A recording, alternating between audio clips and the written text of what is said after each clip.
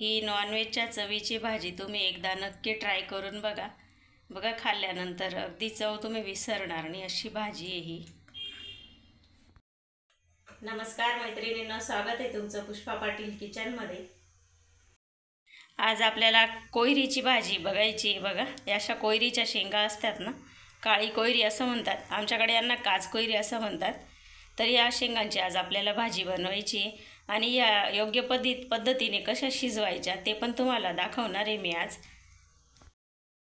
तर सगळ्यात पहिले आपल्याला आहे ना, या शेंगा धुवून काढायच्या आहे, म्हणजे त्याच्यावर जे काळपटपणा असतो ना थोडासा तो निघून जाईल. आणि याच्यावर खूप असे काटे असतात ते सुद्धा निघतील थोडेसे. स्वच्छ असं 2 पाण्याने आधी धुवून काढायचं यांना. शेंगा स्वच्छ धुवून घेतल्या. बघा, या पद्धतीने 2-3 पाण्याने अगदी स्वच्छ अशा धुवून घेतल्या. आणि शेंगा धुतल्यानंतर आपले हातसुद्धा धुवून काढायचे, कारण ते काटे आपल्याला हाताला लागतात ना, आणि आपण इकडे तिकडे अंगाला हात लावला का ते अंग फार खाजवतं. त्याच्यासाठी हातसुद्धा आपल्याला स्वच्छ धुवून काढायचे. आता ह्या शेंगा आपण शिजायला टाकू. इकडे पाणी ठेवलेलं आहे बघा गरम करायला. आता ह्या शेंगा आपण या पाण्यामध्ये चांगल्या अशा शिजवून घेऊ मऊ होईपर्यंत.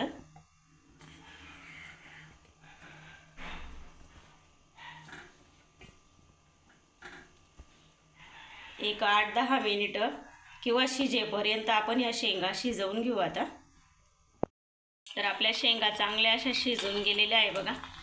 अगदी 10-15 मिनिटं शिजवून घेतलं मोठ्याच गॅसवर आणि शेंगा छान अशा शिजून गेलेल्या आहे. आणि बघा किती काळपट असं पाणी निघालेलं आहे. बघा, हे बघा किती काळं पाणी आहे. आता या शेंगा आपण काढून घेऊ. तर आपण शेंगा उकडून घेतल्या. आता यांना पूर्णपणे थंड होऊ द्यायचं आहे आणि मग सोलायचं आहे त्यांना. शेंगा गार होत आहेत तोपर्यंत आपण साहित्य काय लागणार आहे भाजीसाठी ते बघू. तर बघा, इकडे थोडासा खोबऱ्याचा तुकडा घेऊन बारीक काप करून भाजून घेतलेला आहे. एक मीडियम साईजचा कांदा चिरून आणि भाजून घेतलेला आहे. तीळ घेतलेली आहे छोटा अर्धा चम्मच. आलं लसूण घेतलं आहे 7-8 पाकळ्या लसूण, आल्याचा तुकडा आणि थोडीशी कोथिंबीर घेतलेली आहे. आणि धना पावडर घेतली 1 चम्मच. गरम मसाला घेतला आहे अर्धा चम्मच. थोडीशी हळद घेतली आहे आणि मिरची पावडर घेतली आहे मी छोटे 2 चम्मच. तर आता आपल्याला खोबरं मिक्सरच्या भांड्यामध्ये टाकून घ्यायचं आहे. आणि तीळ ह्या 2 वस्तू आधी आपल्याला बारीक करून घ्यायच्या आहे, म्हणजे व्यवस्थित बारीक होतात. खोबरं आणि तीळ वाटून घेतलं बघा या पद्धतीने. आता आपल्याला कांदा लसूण आणि कोथिंबीर घालून घ्यायचं आहे.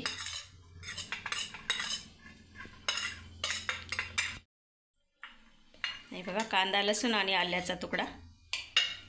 आता हे आधी आपल्याला वाटून घ्यायचं आहे. थोडंसं पाणी घालायचं वाटताना, अगदी थोडंसं. तर बघा, असं वाटण तयार करून घेतलं.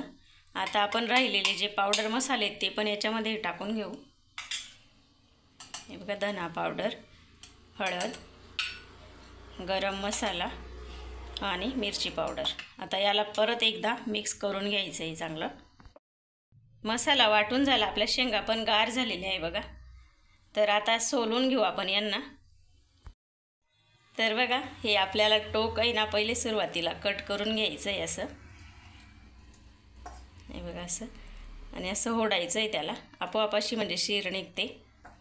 आणि त्यानंतर बघा, ही वरची साल अशी सोलायची आहे. हे बघा,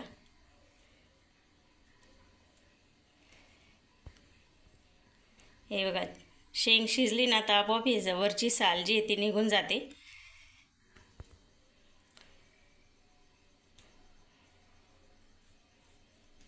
तर हे बघा, या पद्धतीने अशी व्यवस्थित वरची साल पूर्णपणे आपल्याला काढून घ्यायची आहे. हिरवी साल असते ती.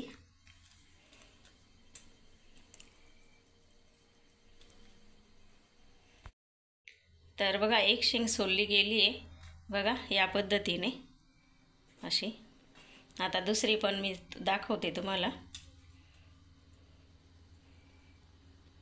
हे बघा, अशी वरची साल आपोआप निघते.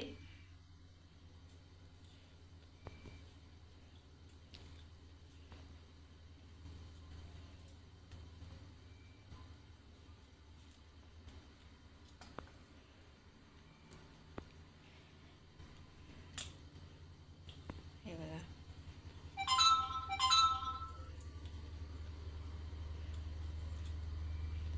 अशी पूर्णपणे काढून घ्यायची आपल्याला आता. 4-5 शेंगांच्या बघा वरच्या साली मी काढून घेतलेल्या आहे. आता त्यांना मध्ये असं फोडायचं आहे बघा.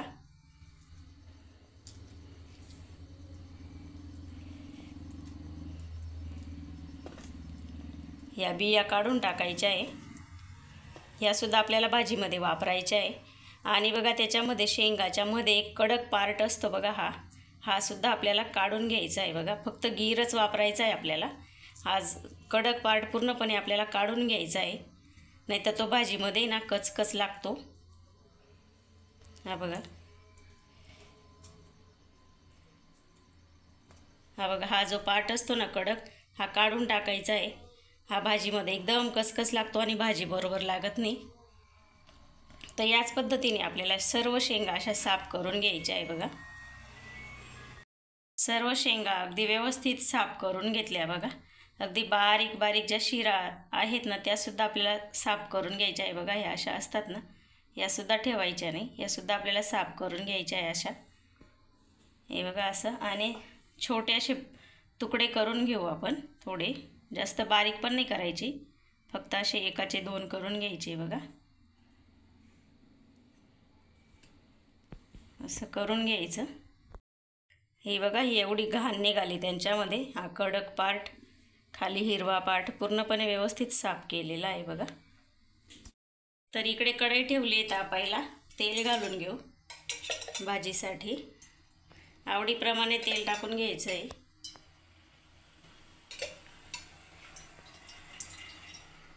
तर बघा मी 3 आणि 1 अर्धी पळी घातली. तर तेल गरम झालेलं आहे. गॅस थोडा कमी करायचा आहे. आणि जो मसाला आपण केलेला आहे बघा वाटण, हे टाकून घ्यायचं आहे त्याच्यामध्ये.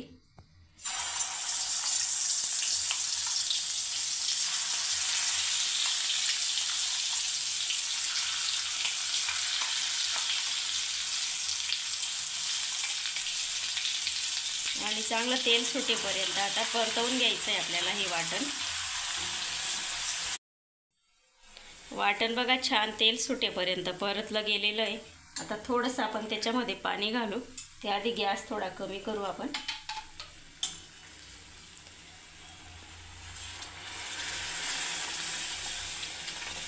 थोडंसं मिक्स करू. गरम पाणी घालायचं आहे, थंड नाही घालायचं.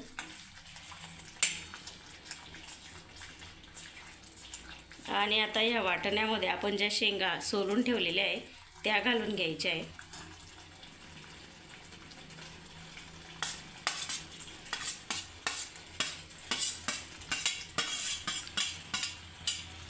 आणि मिक्स करून घ्यायचं आहे, म्हणजे मसाला छान असा लागला जातो आणि शेंगांना म्हणजे चव छान लागते. छान अशा परतवून घेतल्या बघा तेल सुटेपर्यंत. हे बघा, आता आपण अजून पाणी घालून घेऊ त्याच्यामध्ये. तुम्हाला जर अशा ठेवायच्या असतील ना तर अशासुद्धा ठेवू शकतात, खूप भारी लागतात. मी थोडासा रस्सा करणार आहे.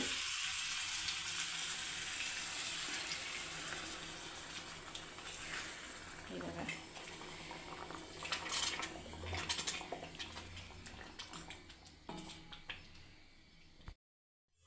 तर बघा मी असा रस्सा ठेवलेला आहे बघा, इतपतच पातळ असा.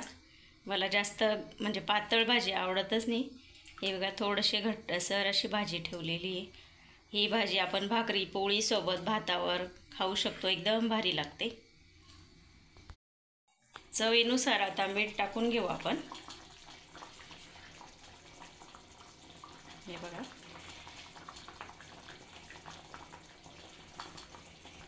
थोडंसं मिक्स करू आणि 5-6 मिनटं भाजी चांगली उकळून घेऊ आपण, खळखळ अशी. 2 मिनटं मोठ्या गॅसवर उकळवायची आणि नंतर 3-4 मिनटं गॅस कमी करून उकळवून घ्यायची आपल्याला ही भाजी, म्हणजे छान अशी तर्री येते भाजीला. 5-7 मिनटं भाजी उकळल्यानंतर बघा किती छान अशी तर्रीसुद्धा आली आणि भाजीसुद्धा खूपच छान झालेली आहे. हे बघा, शेंगासुद्धा छान शिजलेल्या आहे बघा. शेंगा तर आधीच आपण शिजवून घेतलेल्या होत्या, त्याच्यामुळे त्यांना शिजवायची काही गरजच नाही आहे जास्त. आता वरून मस्त अशी कोथिंबीर टाकू. तर तुमच्याकडे करतात का ही कोयरीची भाजी ते मला कमेंटमध्ये सांगा.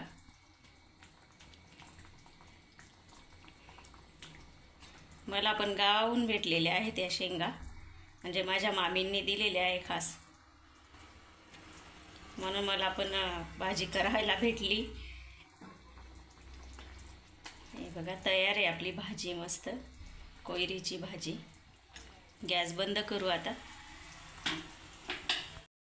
लगेच आपण आता जेवायला घेऊ. बघा किती छान अशी भाजी झालेली आहे, मस्त अशी.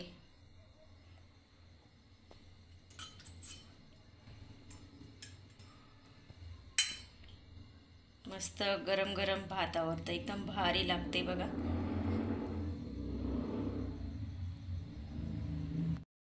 तुम्हाला ही रेसिपी आवडली असेल तर लाईक करा, शेअर करा, सबस्क्राईब करायला विसरू नका. धन्यवाद.